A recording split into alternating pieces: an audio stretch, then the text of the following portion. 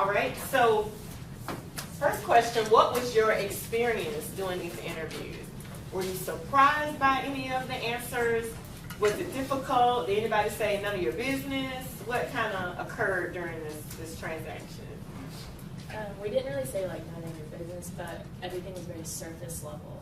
Okay. We didn't get super personal Okay. about it. So, I think the family history one is kind of more of a touchy subject that people don't really want to dive into, like talking about what issues the family has going on. I can understand that. Anybody else back here around?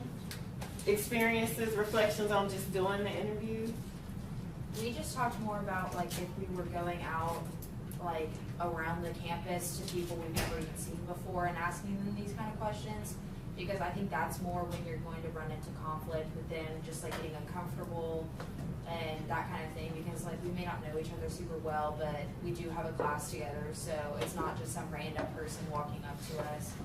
So we just talked about how like you can sense when someone gets uncomfortable by their body language and that kind of thing. Would it have been the same, you mentioned something, your name is? Rachel, you had mentioned something a moment ago, even about the family history, and you just mentioned the idea of some people being a little uncomfortable. What is that about? Would they have been as uncomfortable if you asked them about physical activity? Yes, sir. I think sometimes there's like a negative association with mental illness. So, so I think oftentimes people feel like if they bring it up, they're immediately going to be judged, or you might start thinking negatively about them, or et cetera, et cetera. Exactly. Yeah. Yes, ma'am. I feel like when you say mental illness, people think of more like the severe mental illness, like schizophrenia and stuff like that, compared to just like the common everyday like anxiety and depression that most college students deal with on like a daily basis. So I think that's why like people get.